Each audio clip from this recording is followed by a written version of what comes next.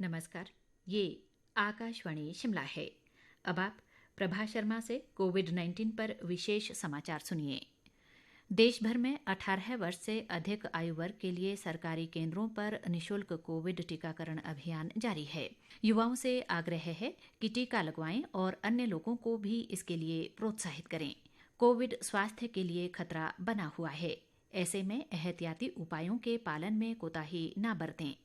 जब तक जरूरी ना हो घर से बाहर ना निकलें और 3 सरल उपायों का पालन करें।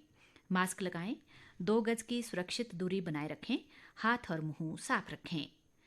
कोविड संबंधी जानकारी और मार्गदर्शन के लिए राष्ट्रीय हेल्पलाइन नंबर 0112397846 और 1075 पर संपर्क करें। देश में कोविड-19 से स्वस्थ होने की दर बढ़कर 97.22% हो गई है। कोरोना संक्रमण से अब तक 3,14,713 लोग स्वस्थ हो चुके हैं। मौजूदा समय में देश में कोरोना के सक्रिय मरीजों की संख्या 4,50,899 है। देश में कोरोना संक्रमितों की कुल संख्या 3,08,74,376 तक पहुंच गई है। संक्रमण से अब तक देश भर में 4,08,764 लोगों की मौत हो चुकी है। बीते 24 घंटों के दौरान देश में 37,154 नए मामलों की पुष्टि हुई है। ICMR के अनुसार देश भर में अब तक 43,23,17,813 लोगों की कोरोना जांच की जा चुकी है। पिछले 24 घंटों के दौरान 14,32,343 कोविड नमूनों की जांच की गई।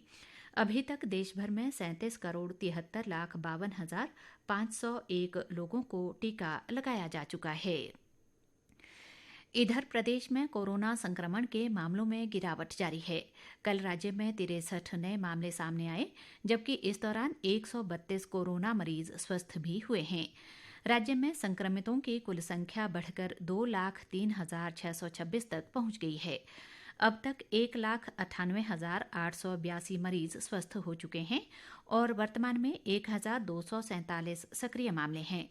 प्रदेश में कोरोना से अब तक 3,475 लोगों की मृत्यु हुई है। प्रदेश में अब तक 25,79,095 लोगों की कोरोना जांच की जा चुकी है, जिनमें से 23,75,458 की रिपोर्ट नेगेटिव आई है। प्रदेश में जीवनधारा मोबाइल स्वास्थ्य और आरोग्य केंद्र लोगों के लिए वरदान साबित हो रहे हैं। मुख्यमंत्री जयराम ठाकुर ने पिछले वर्ष 18 नवंबर को इस सेवा का शुभारंभ किया था। कांगड़ा, मंडी, शिमला, चंबा, कुल्लू, सिरमौर और सोलन जिलों में 10 जीवनधारा वैन अपनी सेवाएं प्रदान कर रही हैं।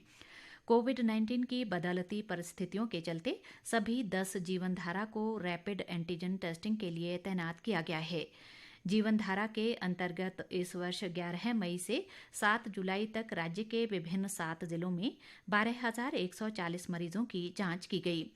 जीवनधारा मोबाइल स्वास्थ्य और आरोग्य केंद्र प्रदेश के लोगों को चिकित्सा परामर्श तथा सेवाएं प्रदान करने के साथ साथ स्वास्थ्य सेवाओं के सुदृढ़ीकरण में महत्वपूर्ण भूमिका निभा रहे हैं।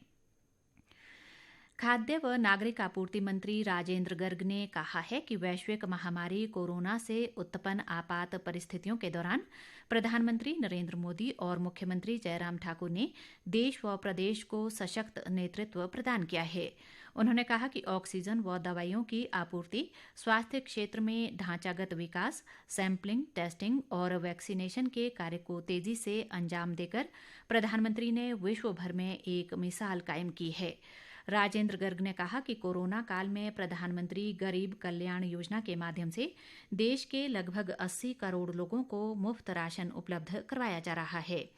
प्रदेश में भी लाखों लोग इस योजना से लाभान्वित हो रहे हैं।